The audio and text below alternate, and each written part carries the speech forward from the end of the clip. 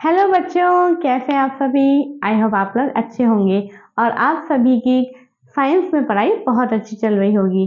जैसा कि आप सभी को पता है कि शिक्षिता साइंस पॉइंट आप सभी के लिए क्लासेस 6, 7, 8 की साइंस सब्जेक्ट की एक एक चैप्टर वाइज और चैप्टर में भी एक एक पार्ट वाइज आपके सामने वीडियोस लेकर आता है।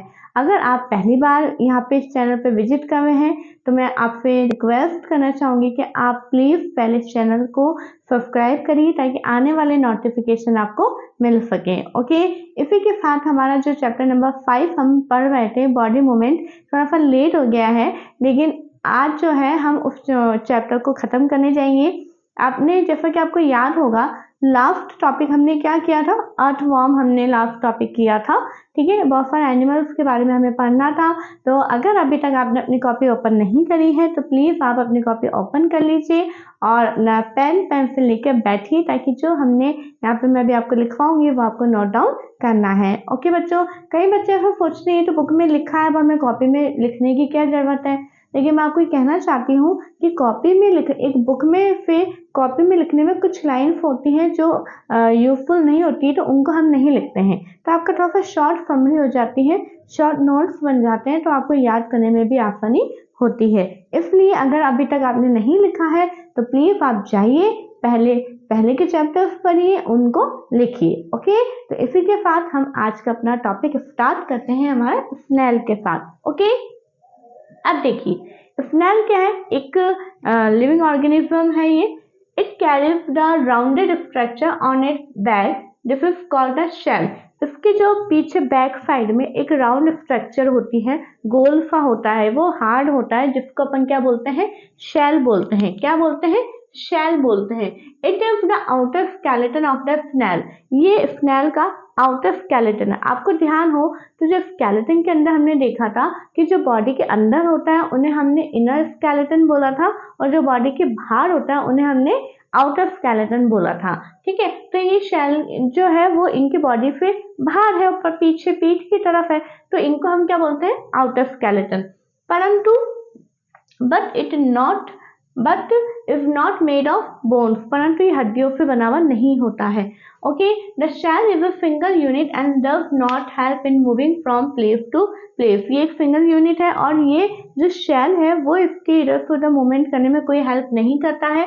A thick structure and the head of the snail में come out of an opening in the shell. क्या होता है, एक जो एक थिक स्ट्रक्चर और जो हेड होता है स्नेल का, वो इस शेल में से एक ओपनिंग के द्वारा बाहर आ जाता है। The thick structure is it foot, और इसका जो थिक स्ट्रक्चर है वो क्या है, इसके फुट है, मेड ऑफ स्ट्रॉन्ग मसल, जो कि इसके फुट काय के बने होते हैं, बहुत ही मजबूत स्ट्रॉन्ग मसल्स के बने होते हैं। ठीक है, आप देखते हैं कई बार ये हमें कहाँ पे मिलता है, गार्डन्स में और ऐसे बहुत सारे पेड़ों की पत्तियों के इनके बीच में ये मिलते हैं। ठीक है, तो ये शेल जो है इसमें से अलग भी हो जाता है। ओके बच्चों, ये स्नेल के बारे में इतना ही था। नेक्स्ट हम देखेंगे कॉकरोच। कॉकरोच जो है उससे बहुत सारे बच्चे डर जाते हैं उसको देख के, लेकिन बच्चों को ये पता नहीं होता है कॉकरोच खुद उनसे देख के डर रहा है, तो इसलिए आगे से हमें कॉकरोच को देख के डरना नहीं है ना। They walk and climb as well as fly in the air. जो कॉकरोच होते हैं वो वॉक भी कर सकते हैं, क्लाइंब भी कर सकते हैं और फ्लाई भी कर सकते हैं। They have 3 pairs of leg, इनके जो है कितने पेयर्स होते हैं लेग्स के, 3 पेयर्स होते हैं। ठीक है, ये बात याद रखनी है, उनके लेग्स के 3 पेयर्स होते हैं। दीज हेल्प इन वॉक, और ये जो तीनों पैर होते हैं वो इनको काई में मदद करते हैं, वॉक करने में। The body is covered with a hard outer skeleton, इनकी बॉडी पे भी एक आउटर स्केलेटन होता है वो कि हार्ड होता है। This is made of number of plates joint together and that permit movement 2 pairs of wing attach to the body behind head. ठीक है, और ये क्या होते हैं, ये बहुत सारे नंबर ऑफ प्लेट्स जो कि आपस में ज्वाइन होके बना होता है और ये मूवमेंट करने में को एक तरह से मदद करता है। और इसके जो 2 पेयर होते हैं विंग्स के, क्योंकि देखो हमने बोला है कि वो फ्लाई भी कर सकते हैं, फ्लाई कब करेगा, जब उसके पास विंग्स होंगे। जो उसके फुट है वो तो उसको चलने में मदद कर रहे हैं, लेकिन जो विंग्स होंगे वो उसको फ्लाई करने में मदद करेंगे, और वो कहाँ पे होते हैं, बिहाइंड हेड, यानी हेड के पीछे। ठीक है, दे हैव डिस्टिंक्ट मसल, और इनके अलग अलग मसल्स होती हैं। फर्स्ट है near the leg for walking, पैरों के पास में भी होती है जो कि वॉक करने में उनको मदद करते हैं। सेकंड, मूव द विंग्स, और विंग्स को मूव करने में मसल्स मदद करती हैं।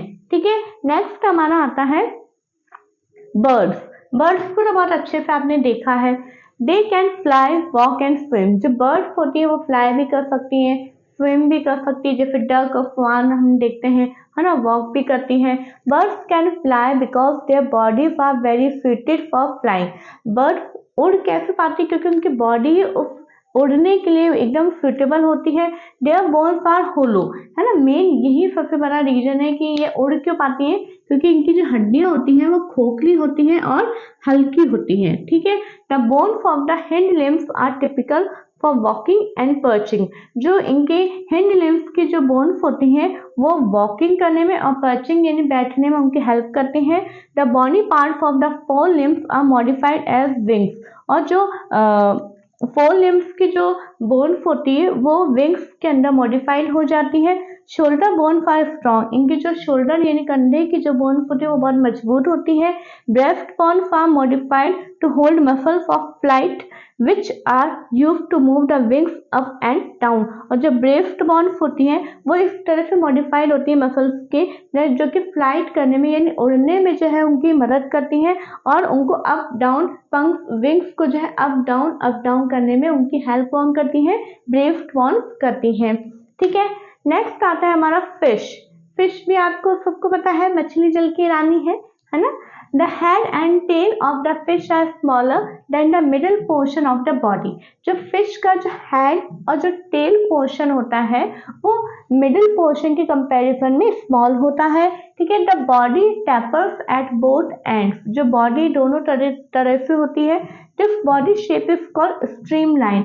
और जो फिश की बॉडी जो शेप होती है वो क्या कहलाती है, स्ट्रीमलाइन शेप होती है। स्ट्रीमलाइन यानी बिल्कुल चपटी होती है वो। ठीक है, the skeleton of the fish is covered with strong muscle. जो फिश का जो स्केलेटन होता है वो बहुत ही स्ट्रॉन्ग मसल से कवर्ड होता है। During swimming muscles make the front part of the body curve to one side and the tail part swings together towards the opposite side। जब स्विम इन्हें करना होता है, जब वो इन्हें तैरना होता है तो जो बॉडी का जो फ्रंट पार्ट होता है ना, जो बॉडी का फ्रंट पार्ट होता है वो एक तरफ से जो है कर्व्ड शेप में आता है और दूसरी तरफ से जो टेल होती है वो अपोजिट डायरेक्शन में घूम जाती है। मतलब अगर इस तरफ से कर्व्ड है तो टेल जो है वो दूसरी अपोजिट डायरेक्शन में मूव हो जाएगी।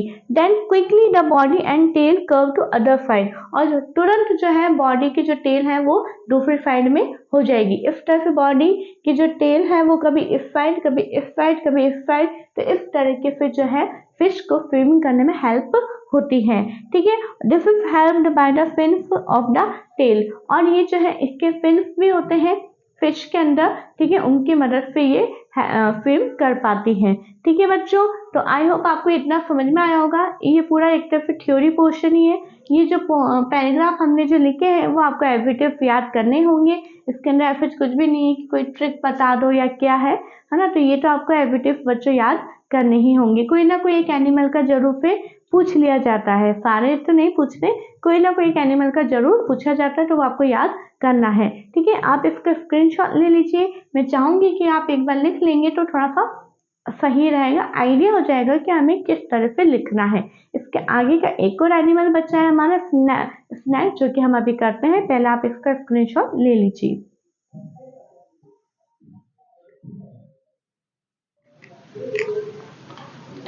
ओके बच्चों, अब हम स्नेक के बारे में पढ़ेंगे। ठीक है, स्नेक क्या होता है, जैसे कि सभी को पता है। ठीक है, सब बहुत डर जाते हैं उससे। Snakes have a long backbone. Backbone क्या होता है हमें पता है। तो स्नेक्स के पास में बहुत लंबी बैकबोन होती है। They have many thin muscles, और उनकी जो मसल्स होती है वो बहुत ही थिन होती है। They are connected to each other even though they are far from one another. और वो एक दूसरे से बहुत ही कनेक्टेड रहती है। Muscle also interconnect the backbone, ribs and skin. जो मसल्स होती हैं वो बैकबोन से भी कनेक्ट होती है, रिब्स से भी कनेक्ट होती है और स्किन से भी कनेक्ट होती है। ठीक है, the snake's body curves into many loop. जो स्नेक है उसकी जो बॉडी है वो बहुत ही कर्व लूप के अंदर बनी होती है। Each loop of the snake give it a forward push, और जो हर एक लूप है वो उसको फॉरवर्ड की तरफ यानी आगे की तरफ पुश करने में मदद करता है, ठीक है, by pressing against the ground, यानी अगर वो ग्राउंड के ऊपर ही वो चिपका रहेगा तो नहीं आगे बढ़ पाएगा, तो जो उसका लूप है वो ग्राउंड के ऊपर आगे की तरफ पुश करने में उसको हेल्प करता है, ठीक है।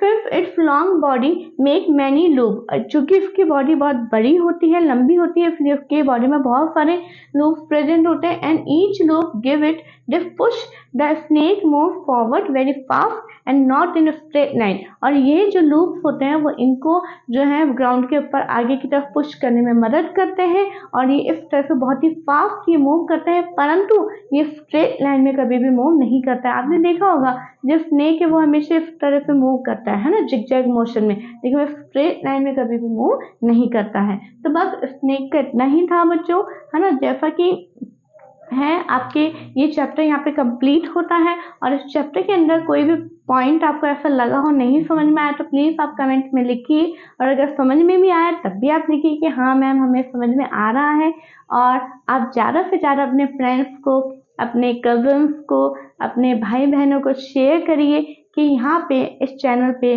6, 7, 8 की साइंस की वीडियोस आती हैं, ठीक है बच्चों। अच्छा लगे तो प्लीज़ आप लाइक करें, शेयर करें एंड सब्सक्राइब करें। Thank you.